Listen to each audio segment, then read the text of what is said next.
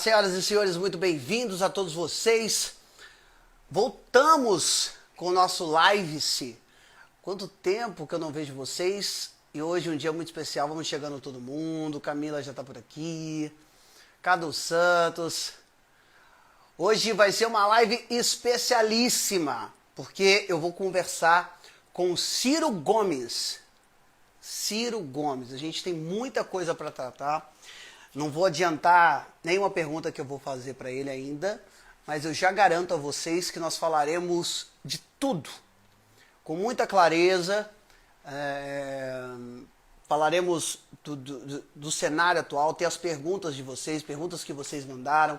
Quem tiver perguntas ainda pode mandar na caixinha. Então, eu e Ciro Gomes, 7 da noite, 19 horas em ponto, eu chamo o Ciro Gomes aqui e nós vamos falar. Vai ser um momento importante. O Brasil está vivendo um momento de muitos acontecimentos, né? Muita coisa acontecendo na área da política, na área da administração pública. Está vindo aí eleições municipais. E o Ciro Gomes é uma das grandes mentes pensantes desse país, um dos grandes políticos do país.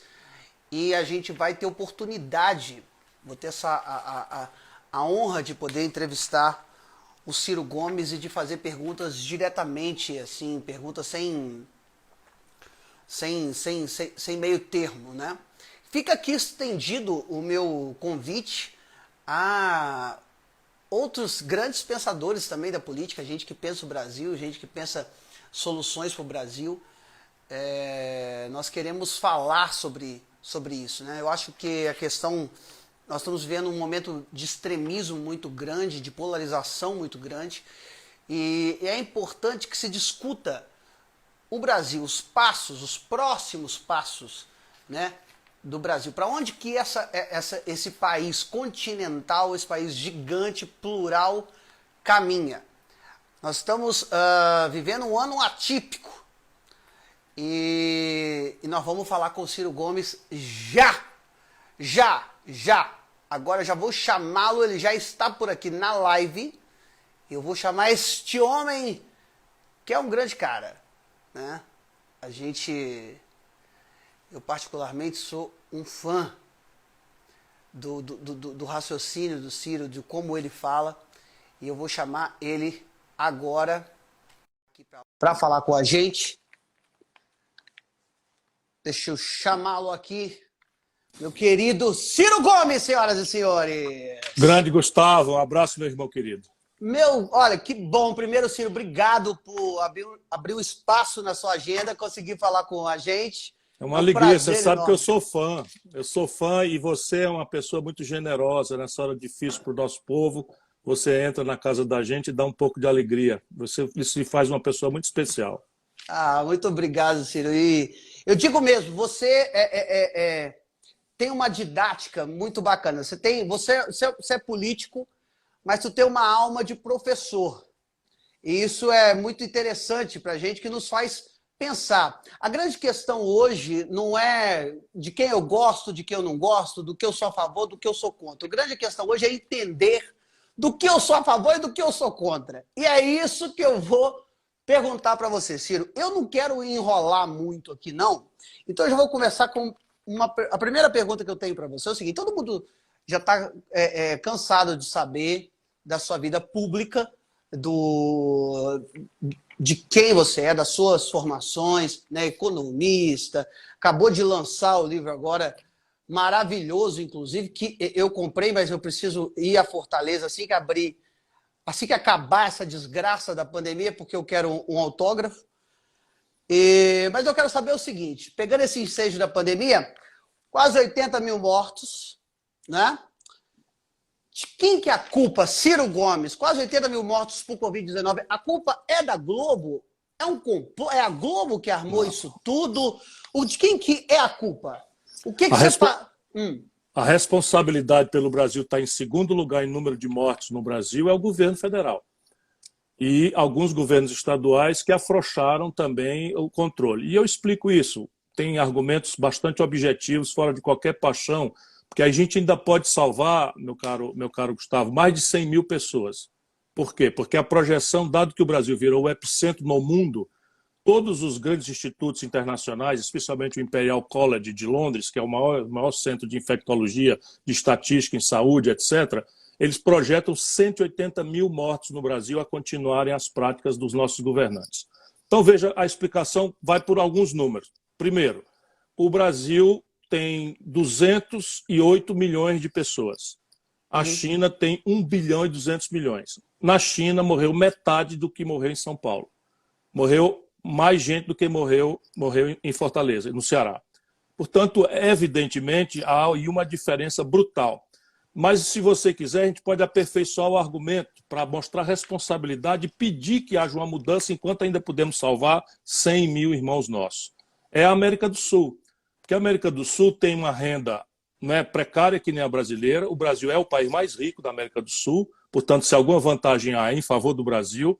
A América do Sul tem 10 milhões de habitantes a mais do que o Brasil, sem o Brasil, né, se você separar. E a América do Sul tem o mesmo território e a mesma estação climática, porque essa doença ela também se agrava com a questão do clima. Portanto, é mais quente para cima e mais frio para o sul e tal. Pois bem, nesse momento em que 80.120 brasileiros já morreram, esse é o número atualizado agora, que antes de entrar na nossa conversa eu fui me atualizar, e o conjunto da América do Sul, com 10 milhões de habitantes a mais, mesma renda, mesmo clima, tem algo ao redor de 32 mil, menos da metade do Brasil. Portanto, qual é a diferença? A diferença básica é que aqui nós fizemos e estamos ainda fazendo tudo errado, com muitas exceções. Por que tudo errado? Primeiro, a constatação do vírus, se eu estiver falando demais, me interrompa. Não. O vírus ele nem tem vacina, tem muita pesquisa, muitas promessas boas, mas não tem vacina e nem tem remédio. Então, qualquer pessoa que diz que tem remédio é um charlatão, que é o que o presidente da República Brasileira fez ainda ontem. Ainda ontem, domingo, ele como se estivesse erguendo uma taça, um troféu, uma caixinha de cloroquina, que simplesmente está banido dos protocolos internacionais pela Organização Mundial de Saúde. E aqui no Brasil, a Sociedade Brasileira de Infectologistas baniu. O Hospital Albert Einstein baniu. Por quê? Porque a cloroquina, em alguns casos, ela atenua os sintomas. Mas ao atenuar os sintomas, ela tem efeitos colaterais extraordinariamente perigosos. Em nenhum momento, jamais, ela foi cogitada como cura, porque a Covid-19 não tem cura. Né? É como gripe. Gripe não tem cura, a gente trata os sintomas. Né? Mas você acha que o capitão não foi levado, o seu Jair não foi levado, porque a cloroquina era usada, antes de ter vacina para malária, as pessoas para irem para missões em locais de malária tinham que tomar 1 mês de cloroquina, né? Antes, 30 dias. E aí você não acha que ele pensou nisso? Porque nós estamos sem ministro da Saúde há 3 meses, né? Então, ele está tendo que fazer o papel de ministro da Saúde, os conhecimentos médicos que ele tem, via Google, via Donald Trump, etc. E principalmente via orgulho próprio. Você não acha que pode ser isso que ele está pensando, não? A sua inteligência é absolutamente mortal. Está aí o encontro. No primeiro momento, foi uma desorientação produzida pelo Trump. Ele imita o Trump em tudo e o Trump baseou-se num estudo que tinha só 36 casos, não tinha sido criticado pelos pares, que é quando você valida esse estudo, falando na cloroquina como um efeito coadjuvante. O Trump, então, reproduziu isso nos Estados Unidos. E o Bolsonaro, que conhecia a cloroquina aqui de ouvir falar por conta disso aí, da malária na Amazônia e tal, achou que o Brasil ia ser o salvador da humanidade. Quando os protocolos americanos denunciaram que a cloroquina não funcionava, funciona agora a boçalidade e o orgulho do Bolsonaro. Ele não volta atrás. O Trump abandona o assunto. E ele não, ele persiste afirmando essas coisas e tem uma rede, uma igreja de imbecis ao redor dele e acaba reproduzindo isso. Então a grande questão é, primeiro, então, o Brasil faz uma atitude errada, se ela não tem vacina nem remédio, só tem uma saída para a doença, é o isolamento social radical. E aí o que acontece? O isolamento social radical, quanto mais eficiente ele for, menor é o efeito econômico. Por quê? Porque se você, teoricamente, vamos supor, para todo mundo entender, 100% das pessoas hoje vão ficar em casa, não sai ninguém. O que acontece? No dia seguinte, como a gente um transmite para 2, um para 3, um para 4, o vírus perdia o meio de transmissão e morria. Isso não é uma teoria só. Isso aconteceu na Nova Zelândia, aconteceu na Alemanha, aconteceu em Wuhan, na China, que é o isolamento social radical, e aí os efeitos econômicos também são mais breves e menos intensos. Aqui o Bolsonaro saiu numa viagem completamente maluca de colocar em oposição vidas ou empregos, ou vidas ou economia, dado que o Brasil já vinha muito mal das pernas, já de trás até a posse dele já estava muito ruim e piorou bastante. Então, o que acontece? Nós não fizemos o isolamento social radical. Pelo contrário, fizemos o isolamento meia-bomba, que aí é o pior dos mundos. Você não acode à questão da vida e arrebenta com a economia. Mas eu tô aqui com alguns argumentos, algumas pessoas aqui do Bolsonaro estão dizendo, eu não tô vendo, a gente desativou os comentários agora, mas a gente está vendo tudo, a gente já tem as perguntas de antes e as perguntas que o povo está mandando agora, pode mandar na caixa de perguntas. Mas o pessoal está dizendo o seguinte, que a responsabilidade foi dada aos municípios e aos governadores, que o governo federal não tem nada a ver com isso, é uma injustiça falar que a culpa é do Bolsonaro. Não é uma injustiça? Essa é uma mentira grossa. Quando eu falei, minha resposta é que é de todos os governantes, mas o governo federal é quem tem o papel. No mundo inteiro, o governo central é que tem o papel, basicamente, de coordenar os esforços dos outros entes, né, dos estados e municípios. O que o Bolsonaro faz? O Bolsonaro resolve proibir a quarentena. Essa foi a providência que ele tomou. Se isso tivesse acontecido, o Brasil podia estar contando 1 milhão de mortos. Então, quando ele fez isso, nós entramos na justiça. Eu, inclusive, assinei a petição como advogado. Eu sou inscrito na OAB, minha profissão, e eu assinei e nós conseguimos uma liminar, e veja, exatamente determinando aquilo que está na Constituição, ou seja, autonomia para os municípios e estados serem ativos, proativos no enfrentamento da pandemia, sem dispensar a responsabilidade que é do governo federal, porque assim está escrito na Constituição brasileira. Então, a Constituição diz que a saúde pública é um dever, é um direito de todos e um dever do Estado a ser promovido pela União, Estados e municípios. Tanto que o sistema de saúde brasileiro tem a palavra único, né? Sistema Único de Saúde, SUS. E aí, vamos no prático. Vamos no prático. Para fazer o isolamento social radical, né, você precisa indenizar as pessoas e as empresas. Até o presente momento, o Bolsonaro não conseguiu fazer mais do que 10% das verbas anunciadas para o crédito das empresas chegar nas empresas. É o maior genocídio de emprego da história do Brasil por absoluta incompetência e absoluta alinhamento aos interesses pragmáticos, egoístas e, nesse caso, criminosos do setor financeiro, dos bancos. Diga. Mas ao auxílio emergencial, né, de R$600, que o governo tinha pedido 200, a oposição conseguiu aumentar, de R$600 que estão segurando, ninguém está recebendo. Eu fiz um vídeo, eu não entendo nada de economia, mas eu fiz um vídeo lançando uma ideia, eu estava pensando aqui com o pessoal, eu falei assim, poxa vida, esse dinheiro, quando foi aprovado, mais de 50 bilhões, né, saiu direto do cofre do governo, foi para o cofre da Caixa. Se alguém, de repente, prendesse esse dinheiro e tivesse emprestando a juro, rendendo juro desse dinheiro aí, segurando para distribuir, alguém ia estar lucrando com isso. Você acha que pode estar acontecendo isso, não? É exatamente o que está acontecendo, Gustavo. São 3 dinheiros que foram oferecidos em direção às micro, pequenas, médias e grandes empresas. 3 tipos de dinheiro. É um crédito subsidiado, ou seja, parte do custo dele o governo paga com dinheiro do povo para as grandes empresas acessarem via BNDES. Qual é a única condição? Que as empresas aceitassem assinar um compromisso no contrato de não demitir os trabalhadores por 60 dias. Fizeram o diabo, não emprestaram o dinheiro e agora estão conseguindo que essa cláusula de não demitir seja retirada e eles podem demitir até a metade dos trabalhadores. Segundo, é o dinheiro de 1 trilhão, com T de tapioca, que eu gosto de esclarecer, porque de trilhão é dinheiro que a gente besta como nós não conta, né? Não. 1 trilhão de reais, com T de tapioca, são 1.000 bilhões de reais do caixa do Banco Central, que é dinheiro do povo, que foi entregue para os bancos com o pretexto de que os bancos particulares, Caixa Econômica e Banco do Brasil juntos, iam aumentar a oferta de crédito e diminuir o preço do dinheiro, que é o juro. Mas não botaram nada disso na lei, nem na norma, nem nada. Então, o que está acontecendo? Os bancos não estão emprestando e pegaram essa montanha de dinheiro, R$ 1 trilhão, e estão, no fim da tarde, com essa montanha de dinheiro empossada no caixa dos bancos, eles emprestam para o próprio governo, ganhando juro de 2,5% ao ano.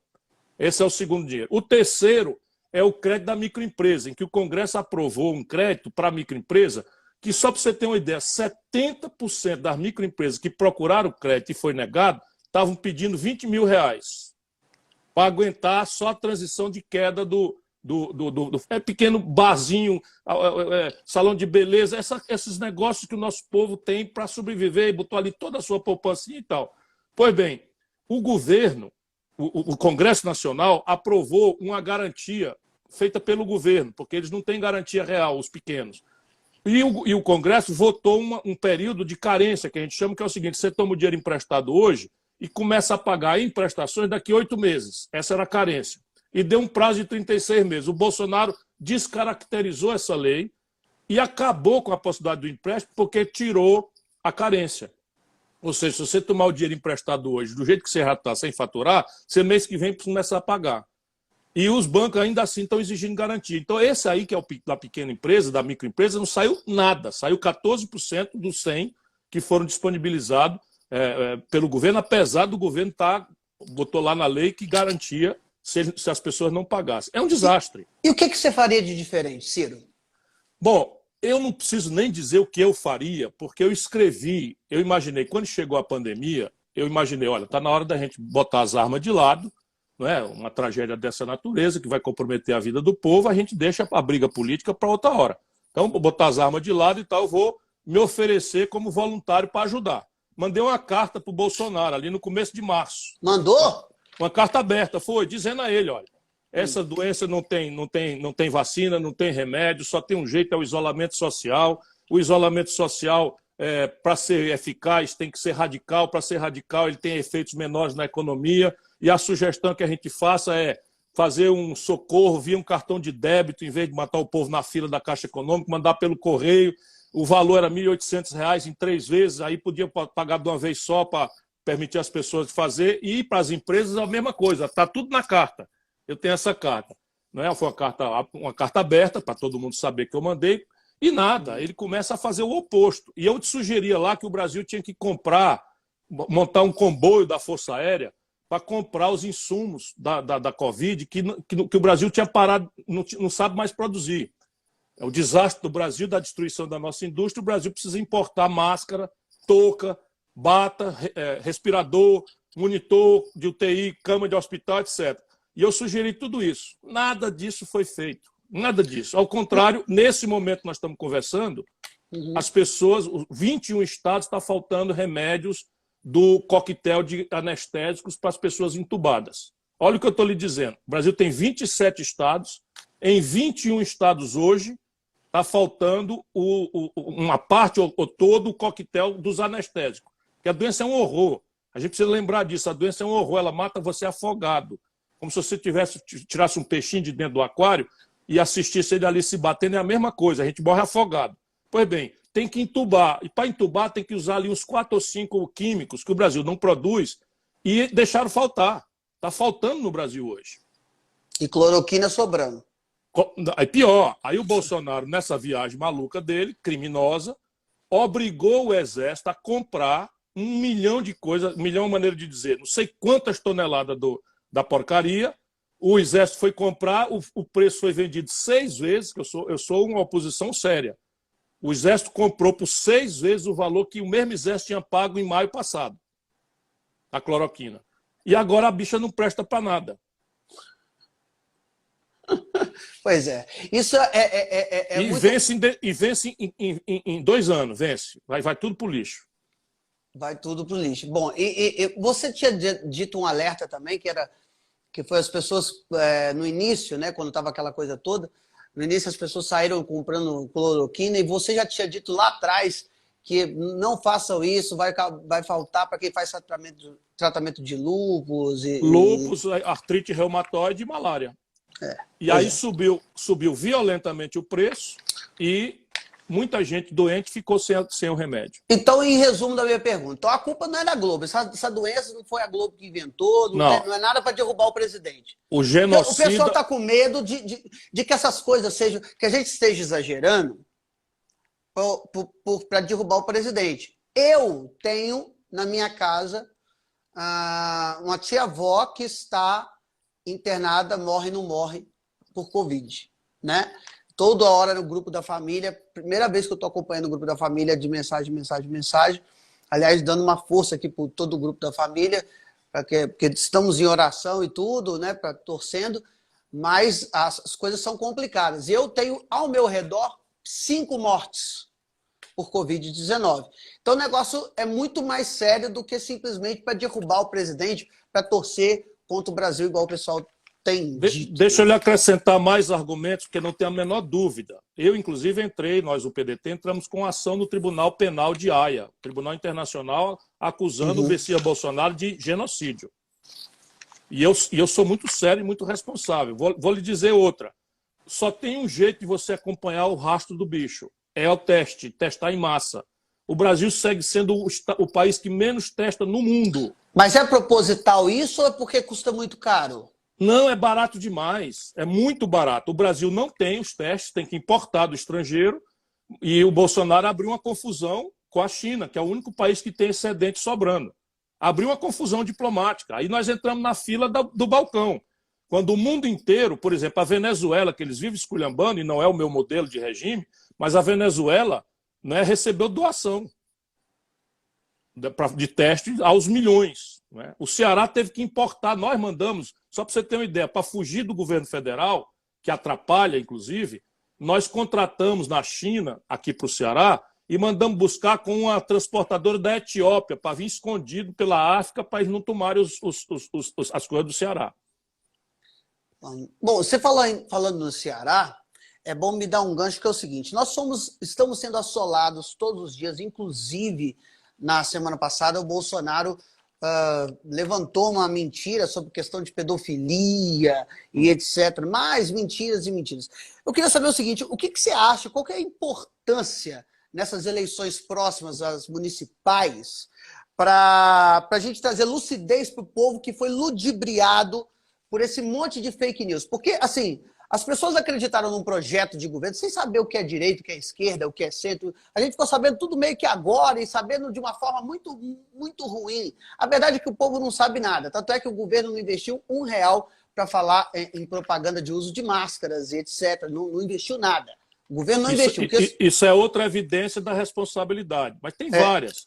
Cada governo de estado, Gustavo, cada governo ou cada prefeito mais caprichoso teve que fazer uma licitação ou uma dispensa de licitação.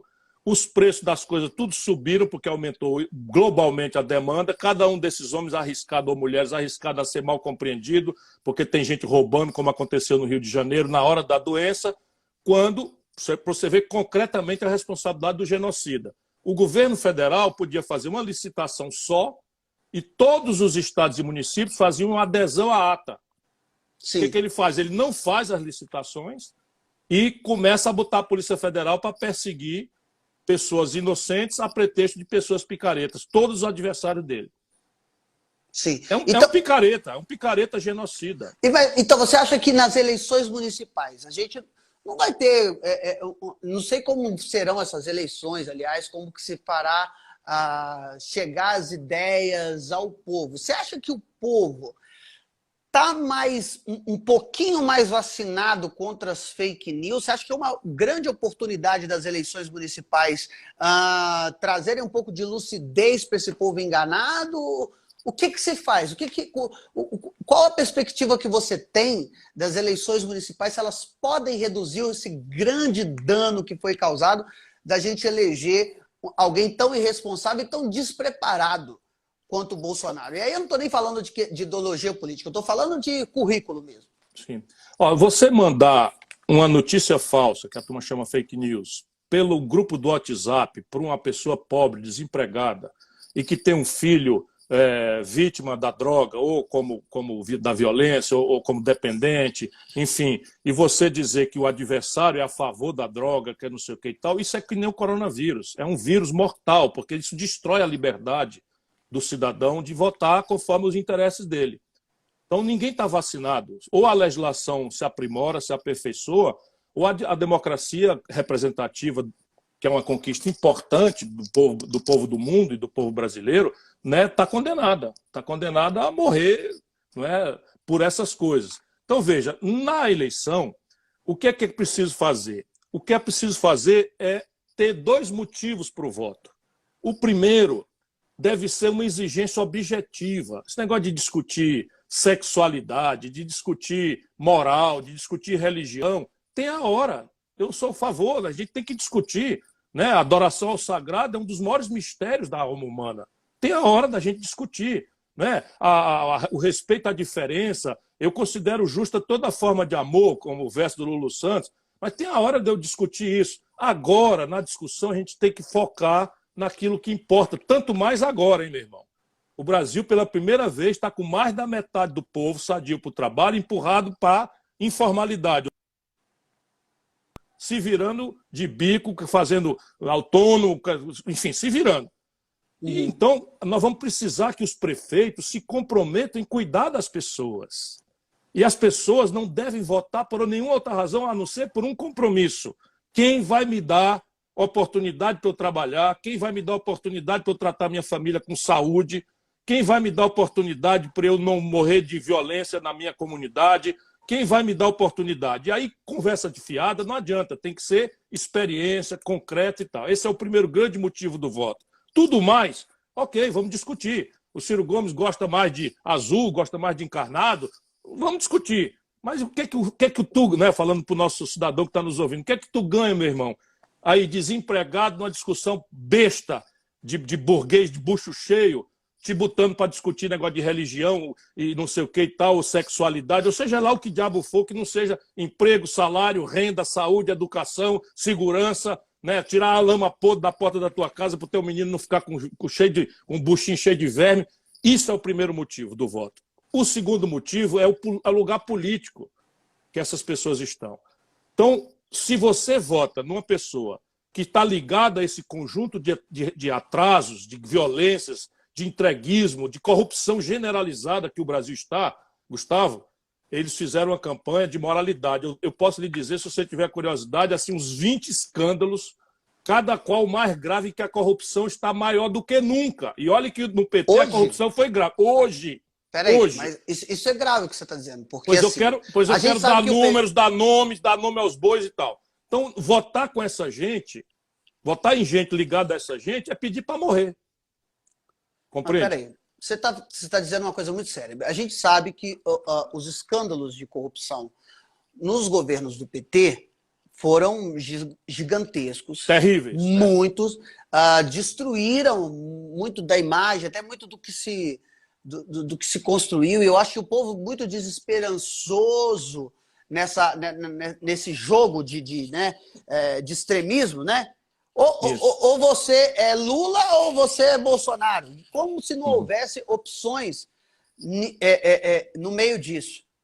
Mas você está falando que os escândalos de corrupção nesse governo que foi eleito por uma conversa de moralidade, de que eles são morais, né? Embora o Bolsonaro não tenha partido, mas veio com partido, aí agora já quer fundar outro partido. Então, você tem números de escândalos? Você tem... Eu tenho números e tenho datas, enfim. O mais grave é o que está acontecendo hoje. É o seguinte, o Banco do Brasil tinha uma carteira, porque é o seguinte, todo mundo acha que um cidadão pular o muro da casa de uma pessoa na periferia e roubar uma galinha, ou roubar uma motocicleta, ou roubar uma bicicleta, isso é roubo, não é?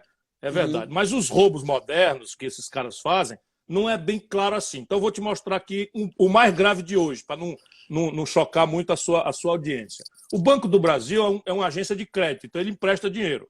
Sim. E aí ele fica com os papéis, né?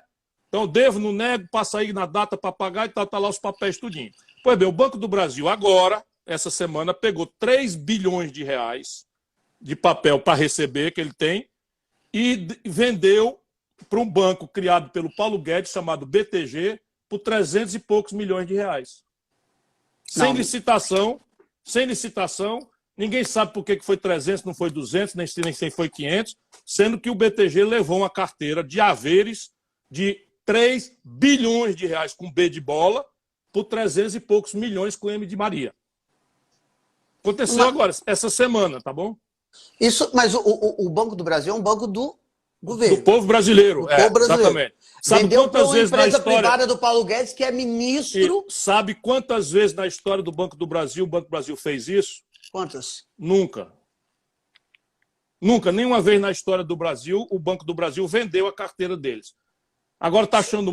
Vamos pegar outra aqui. O Bolsonaro vendeu a BR Distribuidora, sabe essa rede de posto de gasolina, que era da Petrobras, portanto pertencia ao povo brasileiro, o negócio mais lucrativo. Vendeu. Para quem? Para uma petroleira, para algum experiente? Não, para um coletivo de bancos. Vendeu como? A lei manda que quando você vai vender uma coisa do povo, você faça um leilão, que é uma espécie de licitação, ou seja, para vender para quem der mais. Ainda que eu seja contra vender, vamos lá, quer vender? Faça direito. Diga quem bota dinheiro aqui, quem bota mais valor. Esse dinheiro aqui é do povo, essas empresas aqui é do povo, eu não posso entregar. Pois. Entregaram para um pool de bancos sem concorrência, sem licitação. Bilhões de reais. Na cara do povo? Na cara da freguesia. E era um negócio que dava muito lucro para o povo. Nunca deu prejuízo à BR Distribuidora. Quer mais uma? Vou te dar outra agora. A Petrobras, eles estão esquartejando a Petrobras e aproveitando os escândalos, aí, as confusões políticas e tal, estão fazendo o serviço.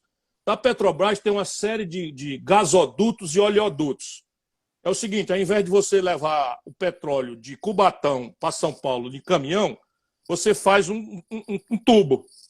Isso é o oleoduto. Aí o gás vai da colar para colar, vai dentro de um tubo. Então é uma espécie de logística, não é? Um meio de transporte, o tubo.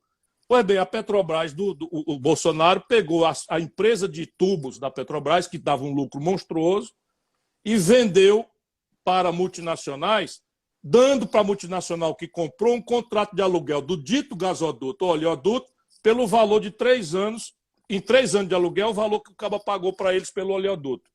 Entendeu? Eu explico de novo. Peraí, eles compraram... assim, eu tenho um apartamento, meu apartamento vale 90 mil, vale 100 mil, vamos ler, vale 100 mil. Aí eu chego, Gustavo, quer comprar o meu apartamento? Aí tu diz, quero, mas não tenho dinheiro, isso não tem problema. Você leva o meu apartamento por 100 mil e eu lhe alugo o apartamento por 30 mil por ano, 33 mil por ano, por 3 anos, que dá os 100 mil que você me pagou. Daí 3 anos adiante... Deu de graça. Deu de graça. Deu de graça. E tu acha que tem de graça? Tem almoço de graça nessas coisas? Não tem. Tem alguém levando por mas trás. Mas estão roubando de braçada. É um negócio absolutamente escandaloso o governo do senhor Jair Bolsonaro. Agora, vamos lá. Prenderam essa semana passada... Mas como é que o cara continua com um apoio popular? Eu não estou entendendo, porque essas coisas estão meio que descaradas. Assim. Eu vou te explicar. Eles estão roubando descaradamente. Vou te explicar. Sabe aquela reunião de ministros, do dia 22 de abril? Sim. Cada qual mais chocante ali, as conversas mais doidas do mundo e tal, as viagens, palavrão e tal. O Marreco estava meio calado. O Marreco calado estava porque aquilo ali era tudo para riba dele. Aquilo ali tudo era dizendo, ó, prepara aí que a trolha está chegando para ti. Ele estava entendendo aquilo ali para ele. Mas o que eu quero dizer é o seguinte, todo mundo viu o que a Damares falou, que não sei quem falou, ninguém viu o que o Guedes falou. O Guedes responde a um inquérito. Se fosse um cara lá no governo do Lula, que eu não desculpo não, a roubalheira foi de braçada também, mas o Brasil não aguenta mais isso. Pois bem, o Guedes é processado porque pegava um bocado de bilhão de reais dos fundos de pensão, que é um valor semipúblico, que pertence aos trabalhadores da Petrobras, aos trabalhadores da Eletrobras, etc., etc., e fraudou. Está respondendo processo, aí conseguiu esses milagres da justiça brasileira, segredo de justiça. Mas está hoje processado. Então o ministro da Fazenda do Brasil responde por fraude, não é? Nos fundos de pensão. Então, por que não sai? Porque esses negócios são feitos pelos ricos, que também controlam as grandes mídias. Então, quem é que está por trás? Quem é o grande interesseiro por trás do governo do Bolsonaro? Porque assim, a gente sabe que a vontade soberana do povo é muito ludibriada por quem financia, quem está por trás. Quem está por trás? Os bancos e 10 mil famílias abastadas, poderosas, riquíssimas do Brasil, que têm os bancos como intermediário do maior mecanismo de transferência de renda do povo para uma minoria de privilegiados do Brasil. São eles que, se você olhar, puxar o cordãozinho de todas essas negociatas, são eles que estão por trás. O Bolsonaro em si, ele tem perdido um pouco de apoio da direita, da direita assim, bonitinho, né? Hoje é dia do amigo. Eu lembrei muito do Dória com o Bolsonaro e tal. Aquele que se chamava de Bolsodória, né, na campanha. Bolsodória. Eles pensam que o povo é idiota. Eles pensam que o povo é idiota. E quanto que tem de direita, de fato, no governo do Bolsonaro? Ou o Bolsonaro... porque o Bolsonaro me parece uma espécie de boneco dos bancos, da direita, mas ele em si tem uma coisa de que ele é meio alheio a isso tudo. Eu não sei se ele sabe, se ele é burro demais para entregar as coisas na mão dos outros e vai fazendo, ele só quer se manter ali no carro do bonito, ou ele é... O que ele é? O Bolsonaro é burro ou ele é uma grande cobra? Não, ele é um despreparado, mas para cuidar do seu próprio interesse é uma grande cobra. E a charada é essa. Hoje ele não governa mais o Brasil. Hoje ele só atua para se manter no poder e se projetar na reeleição. Então, tudo isso, por exemplo, ele muda de conversa, de personalidade radicalmente, como a cobra muda de couro, né? Quando o Queiroz é preso. Quem é o Queiroz? O Queiroz não é ligado ao Flávio Bolsonaro. O Queiroz é homem do Bolsonaro. A filha do Queiroz assinava recibo falso para o Bolsonaro, o atual presidente da República, botar o dinheiro no bolso. Quando eu fui contemporâneo dele na Câmara Federal. Eu estou lhe dizendo que eu sei bastante bem. E ele não me processa. Por exemplo, pergunta a um bolsonarista por que o Bolsonaro não me processa. O Bolsonaro roubava dinheiro, Gustavo, da gasolina. Os deputados têm uma cota para gasolina. Aí quando você vai olhar, pega lá na transparência da Câmara, o meu gabinete e o dele, compara. O gabinete dele, se você botasse a gasolina toda que ele pega nos recibos para botar o dinheiro no bolso, dava para dar 10 voltas na terra por mês. Percebe? Em 11 visitas no posto de gasolina no Rio de Janeiro, o deputado é em Brasília, no Rio de Janeiro, em 11 visitas, ele botou 45 mil reais a valor da época. Tudo recibo por fora para botar o dinheiro no bolso. E ele corrompeu os filhos. Agora, por exemplo, está na revista Época, desta semana, a ex-mulher dele comprou 14 imóveis, 5 dos quais com dinheiro vivo. Você imagina você comprar um apartamento com um saco de dinheiro. Se isso não for corrupção, mesmo, o Queiroz botou dinheiro na conta da primeira-dama, da mulher do Bolsonaro atual, o Queiroz botou um bocado de dinheiro na conta dela. O Queiroz pagava as contas de prestação de apartamento, de mensalidade escolar dos filhos do senador Flávio Bolsonaro, filho do Bolsonaro. E quando você acha que porque, assim, o que mantém alguém no poder... o impeachment, eu acho que é uma doce ilusão, vista ainda que o Bolsonaro tem uma certa popularidade, né? Quando você acha que, de fato, a gente consegue descortinar esse modelo fascista, criminoso, corrupto, ladrão do governo Bolsonaro, que ainda consegue pagar de herói, pelo menos nos grupos da família? Eu, por exemplo, tive uma reunião na minha casa, não são da minha família, mas de uma funcionária nossa, que chegaram num absurdo, numa mesa de almoço, dizer assim, a cloroquina está salvando vidas e as máquinas de respiradores é que estão matando gente. Como é que se chega no coração dessas pessoas? Como é que se fala disso para essas pessoas? Eu tenho pensado muito nisso. Eu acho que a primeira atitude é uma atitude de muito profunda humildade. Sabe, eu acho que todos nós que somos críticos, você vê, a minha opinião sobre o Bolsonaro é a pior possível. Mas eu tenho sentimento e respeito o povo brasileiro. Sim. Então, como é que eu concilio essas duas coisas? Para eu não perder a confiança e o amor ao povo, que só cresce em mim, eu procuro fazer isso. Humildemente me perguntar o que nós fizemos, onde é que nós erramos na política para que o povo brasileiro, maravilhoso como é, tenha votado numa aberração como o Bolsonaro. E aí eu chego a algumas conclusões. E isso é a chave para a gente virar o jogo. A primeira causa é que o povo brasileiro se sentiu traído pelo PT. O PT deu ao povo brasileiro, estamos falando das maiorias, né? Não é minoria, maioria. O PT deu ao povo brasileiro um momento de grande melhoria de vida. O Lula melhorou o salário mínimo, melhorou o crédito, não é? Expandiu a rede de proteção social com Bolsa Família, o desemprego caiu para 4% e tal. Então as pessoas ficaram muito agradecidas. Como isso não dependia de uma estratégia, isso foi simplesmente um momento, e a gente pode explicar o que é que houve, né? Os preços dos produtos tradicionais brasileiros bombaram lá fora, entrou muita grana, aí deu para o Lula dar 80% para esses mesmos ricos e 20% para o povo. Só o povo que não tinha nada recebeu 20%, melhorou para valer a vida. Então, só para você ter uma ideia, o crédito no Brasil era 15 de cada 100 no PIB, a proporção de crédito, da menor do mundo. O Lula puxou de 15% para 55% do PIB. Então, todo mundo deu uma melhorada no crédito. E foi para o crediário e comprou coisas. Melhorou de vida. Então, como é que as pessoas classificam classe A, B, C, D? Eles classificam pelas coisas que o povo possui. Então, se você possui geladeira, fogão, forno de micro-ondas, você está na classe C. Percebe? Vai, aí se tem não sei o quê, vai ter carro, comprou, vai para a classe... Mas você está dizendo, aí, comprou, mas não pagou? Aí, o que acontece? O povo, com muita gratidão, porque realmente melhorou, votou na mulher que o Lula apontou. Ninguém sabia quem era a Dilma, ela não tinha história, a não ser a Dilma Bolada, que todo mundo conhecia bastante bem.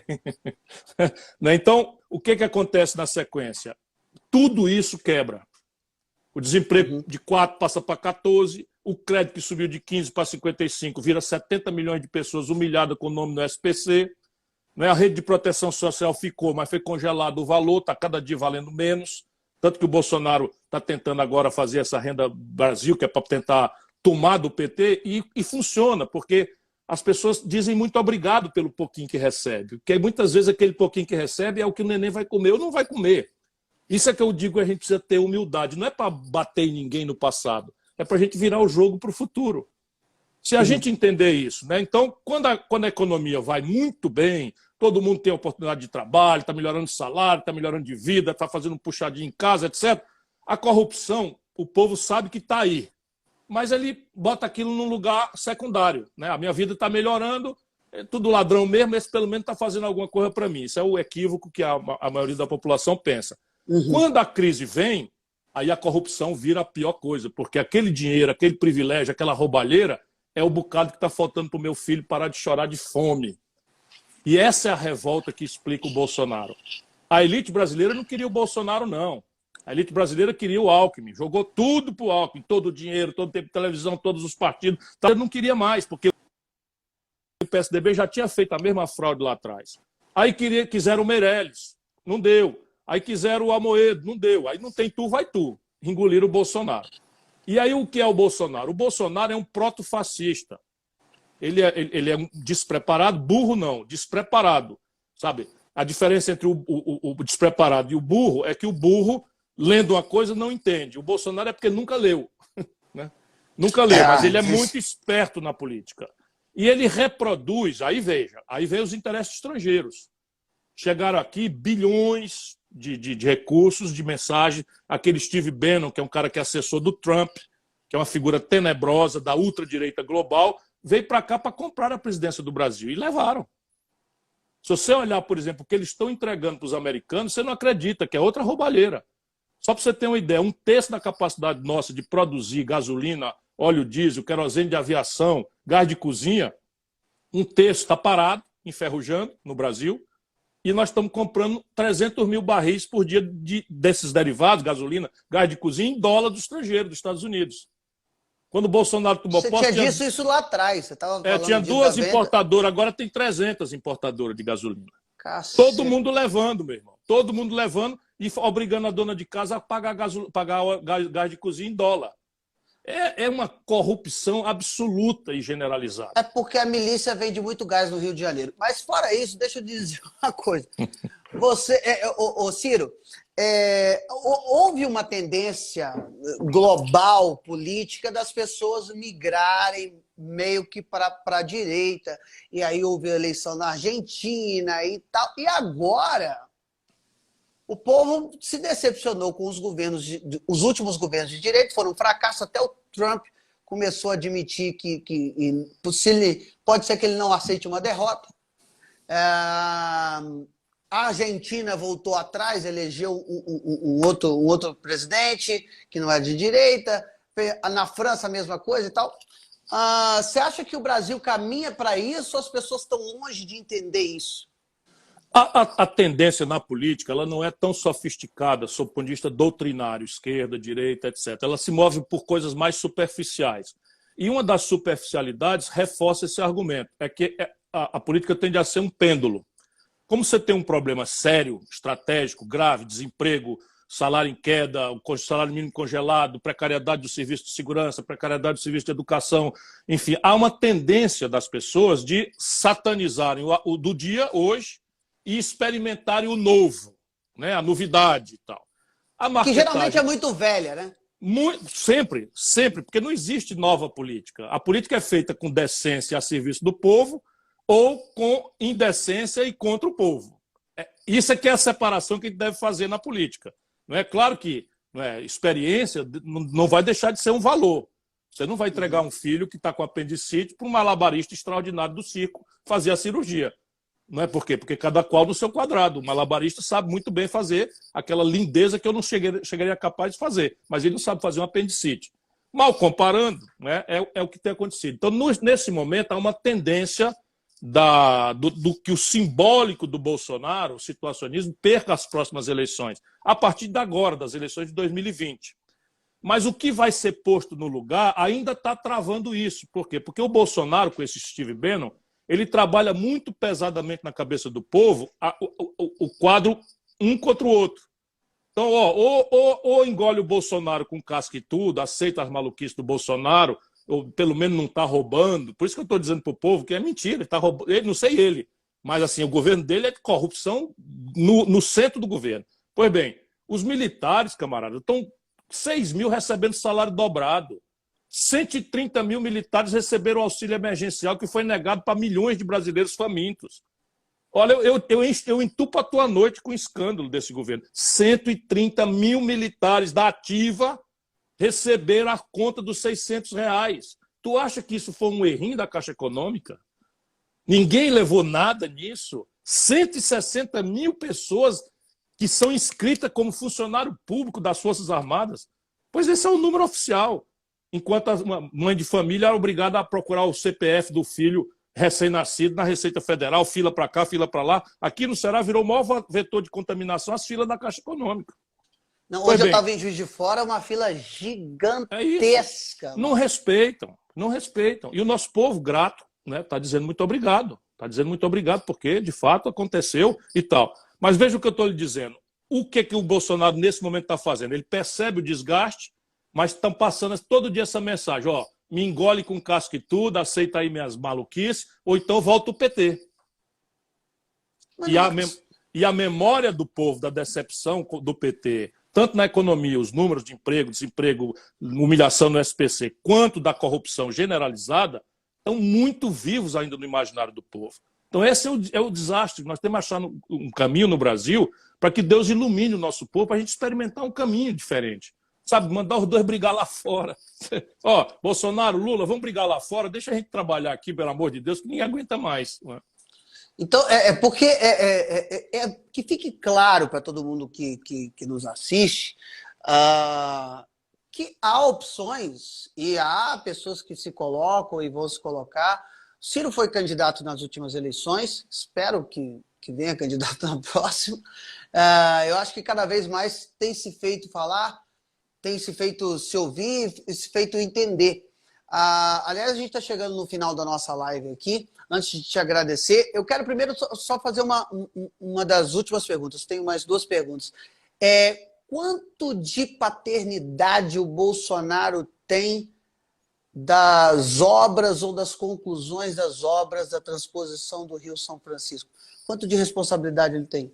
O projeto São Francisco foi feito por mim, no primeiro governo do Lula, e eu iniciei com o Exército, a engenharia do Exército, fiz a tomada d'água em Cabrobró e fiz a tomada d'água em Sobradinho, porque a obra basicamente são dois eixos, o eixo leste que sai do Rio São Francisco em direção a Campina Grande, na Paraíba, corta Pernambuco numa espécie de diagonal, e o eixo norte, que sai de São Francisco, por rumo de cima, no mapa, assim, né, em direção ao Ceará. Esse eixo leste, quando o Bolsonaro tomou posse, já estava funcionando. O eixo norte estava 97% pronto. E ele fez 3% da obra. Então, se é justo ele que se diga... Ele fez ou já estava aprovado e estava sendo feito? Não, estava sendo executado e parou. O Temer tinha parado. Aí ele pegou os 3% e concluiu. Portanto, ele concluiu a obra 3%. Mas só para você botar o tempo relativo, se o Bolsonaro levou 1 ano e meio para fazer 3%, se ele tivesse a obra toda para fazer, a obra ia demorar 50 anos. Só para você ter uma ideia. Agora, a verdade é essa que é o que eu gosto de fazer, falar a verdade como ela é, né? Então, o projeto eu que fiz, graças aí à delegação que eu recebi do Lula na época, e eles atrasaram muito a obra. E aí, a ponto do Bolsonaro tentar inaugurar, quer dizer, veio inaugurar porque fez 3% da obra. Ô Ciro, você acha que é possível ganhar uma eleição sem o PT, sendo contra o Bolsonaro? Acho, porque eu não vejo o povo brasileiro como cativo. Eu acho o seguinte, vamos lá, na pior hipótese, eu acho que 25% do povo, o Bolsonaro pode bater na mãe, chamar Jesus de palavrão, sabe, fazer a bobagem que fizer, vai relativizar e vai segurar as pontas, pode até descartar o Bolsonaro, mas fica nesse mesmo lado aí. Vem com Moro, vem com Luciano Huck, vem com uma coisa qualquer que conserve esse mesmo rumo. E 25%, o Lula pode bater na mãe, pode chamar Jesus de palavrão, pode andar pelado na rua, a turma vai dizer o Lula é o maior, é o tal, não sei o quê. Então é 25 e 25. O que quer dizer que a metade do povo brasileiro, 50%, está noutra. E eles querem obrigar esses 50% a ficar de um lado ou do outro. Cabe a nós, a todos nós, não é dizer, olha, o que está em jogo aqui não é Lula nem Bolsonaro, é a sorte do Brasil. Não existe salvador da pátria, sabe? 210 milhões de pessoas, um só é capaz de resolver o nosso problema. Isso não existe, isso é mentira. Culto à personalidade nunca botou nação nenhuma para frente. Por quê? Porque o que bota nação para frente é projeto. Porque tudo que é sério, educação, saúde, segurança, demanda tempo. E o tempo da vida do ser humano é pequeno, o tempo do mandato é menor ainda. Portanto, o que a gente tem que criar na cabeça do povo é uma ideia. É se segurar a barra para que o fulano, a Beltrana, o Major, o Pedro, o Francisco vá um atrás do outro, fazendo as coisas acontecer na direção do que a gente pode fazer. Isso é o que o meu livro mostra como é possível no Brasil. Aliás, maravilhoso. Quem puder ter acesso, eu acho que é uma visão, o dever, a esperança, né? Esse subtítulo é muito bom, porque, de fato, nós temos um país muito rico, de tão asfaltado que fomos, ainda somos muito ricos. Quer dizer, temos tudo para dar certo se a gente não cair em contos de vigário. E a gente é tão esperto, né? Poxa vida, você que está me assistindo, você é tão esperto, a gente é tão esperto, a gente sabe quando está nos enganando. Parece que a gente está gostando de ser enganado, porque a gente fica vivo, a gente é vivo, cara. A gente é brasileiro, a gente sabe ficar de olho. Então não vamos ser idiota e nem deixar o orgulho nos dominar. Eu agradeço, Ciro, muito obrigado por você estar aqui. Fica o convite para outras pessoas que pensam o Brasil, quiserem falar com a gente, fica o convite aqui. Eu fiz o convite ao Ciro, que prontamente atendeu. Eu fiquei muito feliz, muito honrado. É a nossa segunda conversa e é sempre um prazer imenso poder falar contigo, Ciro. Muito, muito obrigado mesmo. Eu que te agradeço, meu querido. Eu sou seu fã mesmo, de verdade. O que me aproximou de você foi o fato de eu ser seu fã. E aqui em Fortaleza, nós estamos invertendo a curva de forma pesada. Nós pegamos muito pesado, mas aqui nós testamos muito, nós temos leito de UTI, blá, blá, blá, blá, blá, e o nosso povo aderiu ao isolamento, está usando máscara todo mundo, de maneira que nós já começamos a descomprimir de forma organizada. Assim que tiver mais ou menos sem risco para você, vou avisar aí para a gente tomar uma.